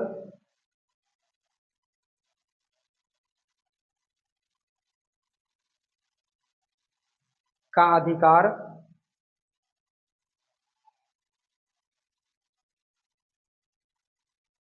निजी व्यक्ति या कंपनी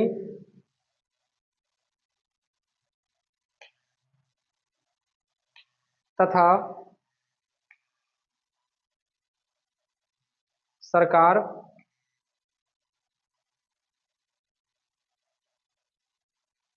सरकार दोनों के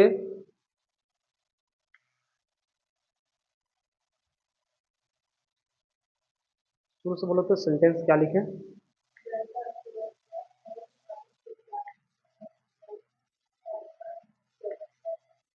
निजी व्यक्ति या फर्म तथा दोनों के पास होता हो।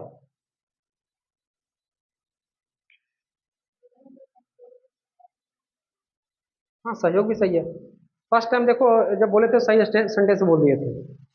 कभी कभी क्या होता है ना कि शुरू में फ्लो में बोल देते तो सही बोल देते, लिखने के बाद आ गया तो थोड़ा सा ब्रेक करके बोलना होता है, तो सेंटेंस कभी कभी टूट जाता है। तो चलो तुम लोग दोबारा वीडियो वगैरह देखना, तो जो सेंटेंस तुम्हें ठीक लगे वही सेंटेंस तुम्हें लिख लेना है। हो गया? देखो 10वीं क्लास में या तो फिर मैट्रिक इंटर के लेकिन क्या होता है कि नोट को वह उसमें से काटना होता है, उसको पसंद नहीं होता है। वो अगर कुछ लिखवा दिया और थोड़ा सा काटने के लिए बोलेंगे तो उसको लगे नहीं कुछ हो जाए कटेगा तो नहीं। तो ऐसा नहीं समझना, अगर अपना ही नोट है थोड़ी ना बोर्ड में जा रहा है, वहां लिखना है तो ओवर राइटिंग नहीं करना है। अभी इसमें जितना सुधार हो सकता है उतना इसमें संशोधन करना है। तो ये आपका कॉपी है, इसमें तनाव नहीं लेना है।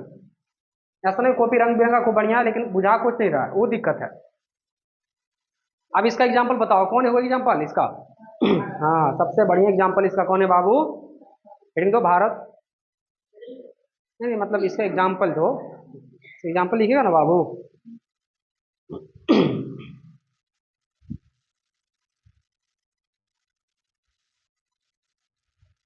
पाकिस्तान में भी है लेकिन वो उसका बहुत स्थिति खराब है। बांग्लादेश लिख लो, उसका भी स्थिति अब डमाडोले हो रहा है। अभी जो कुछ दिन पहले सत्ता पलट गया हुआ ना, शेख हसीना का जो हाल हुआ उसके बाद फिर उसका भी स्थिति खराब हो गया था, तो फिर अच्छा पटरी पर आ गया था। हो गया?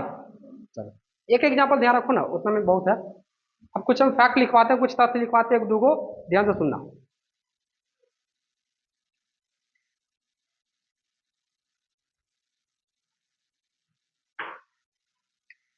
देखिए, ज्योग्राफी में वो चैप्टर पढ़ाए थे बाबू, उद्योग पढ़ाए थे ना?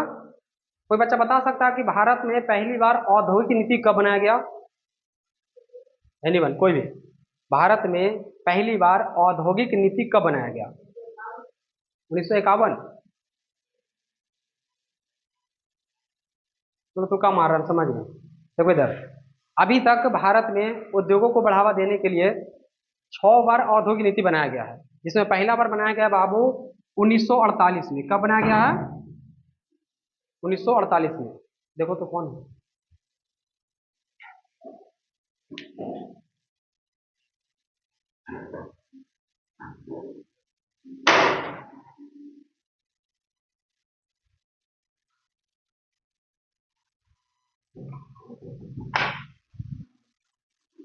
चलो देखो, पहली बार कब बनाया? 1948 में। और इस समय जो भारत के उद्योग मंत्री थे उनका नाम था श्यामा प्रसाद मुखर्जी। क्या नाम था बाबू? श्यामा प्रसाद मुखर्जी। तो पहली बार 1948 में। 6 बार बना है जिसमें 3 इंपॉर्टेंट तुम ध्यान रखना, 1948 वाला ध्यान रखना, 1956 वाला ध्यान रखना और एक 1991 वाला ध्यान रखना है, 3 को। बाकी 1948 में, 56 में बना था, इसके बाद फिर 80 में बना है, फिर इसके बाद फिर 90 में बना है, और एक और 63 में बना है। तो वो 6 नहीं ध्यान रखना, लेकिन तुम लोग 3 ध्यान रखना कि 1948 में पहली बार बना है, 1956 में दूसरा बार, और इसी का विस्तारित रूप 3-4 को पढ़ना है। और सबसे लास्ट में कब बना है? 1951 में। तो पहला वाला इंपॉर्टेंट होता है, क्वेश्चन जब भी बनेगा तो पहला वाला से बनेगा कि भारत में औद्योगिक नीति जो है कब लाया गया बाबू, तो पहले कब लाया गया था और कौन मंत्री द्वारा लाया गया था, तो उसका आंसर क्या हो जाएगा? श्यामा प्रसाद मुखर्जी। और आपको पता ही है कि भारत के इसमें प्रधानमंत्री कौन थे? नेहरू जी थे। 48 में तो 47 में बन गए थे। राष्ट्रपति कौन थे? ऐसे संवैधानिक रूप से जो राष्ट्रपति हैं डॉक्टर राजेंद्र प्रसाद, वो 26 जनवरी 1950 से बने। लेकिन फिर भी पहली बार ही उनको चुन लिया गया था, संविधान सभा के बैठक हुआ तो उस समय चुन लिया गया था उनको, भाई आप ही देश के राष्ट्रपति होंगे। लेकिन संवैधानिक रूप से 26 जनवरी 1950 को चुने गए हैं। तो कभी ऐसा भी आता है कि जब देश में पहली बार औद्योगिक नीति आता है तो भारत के प्रधानमंत्री कौन थे, तो ये ध्यान रखना कौन थे उस समय? पंडित जवाहरलाल नेहरू। तो अभी हमको लगता है कि अगर क्वेश्चन पूछेगा तो यहाँ से पूछ सकता है, यहाँ से पूछ सकता है, तो पहली बार कब है ये पूछ सकता है, और अभी तक टोटल कितना भरा है, तो कितना भरा है। बस यही था मिश्रित अर्थव्यवस्था उद्योग के बारे में। 2 फैक्ट है, इसको लिख लो, स्टार देकर के लिखो। मेरा जीएस का क्लास अभी तुरंत है, तो वही बच्चे सब लोग आया हुआ है। तुम लोग कोशिश करना कि 1 बजे तक यहाँ पहुँच जाओ, ठीक है, ताकि तुम लोग का 1 से 1.5 घंटा में मामला खत्म कर दिया जाए।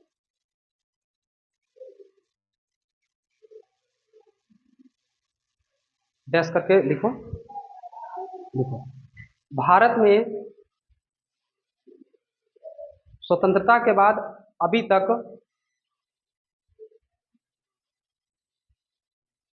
6 औद्योगिक नीति बनाए गए हैं अभी तक। हाँ, अभी 1991 वाला नियम कानून चलता है। 6 औद्योगिक नीति बनाया गया, बनाया गया है। हाँ, नेक्स्ट स्टार्ट देके लिखना। देश में पहली औद्योगिक नीति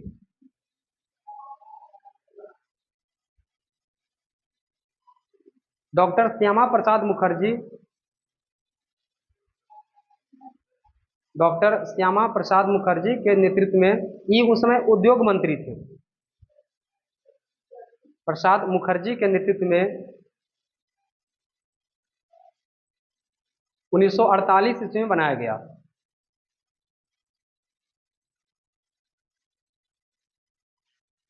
1948 ईस्वी में बनाया गया था। फुल स्टॉप, हो गया। तो 6 बार इंपॉर्टेंट है, 48 वाला जरूरी है, और ये नेहरू जी याद रहेगा। ठीक है, तो अर्थव्यवस्था से 2 क्वेश्चन लिख लो। अभी जो हम लोग पढ़े प्रकार इसका ना, एक क्वेश्चन लिखिए।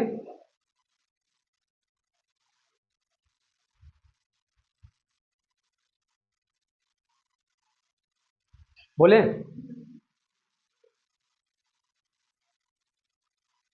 लिखिए, विश्व में प्रचलित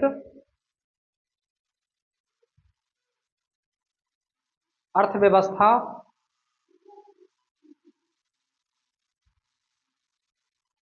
अर्थव्यवस्था के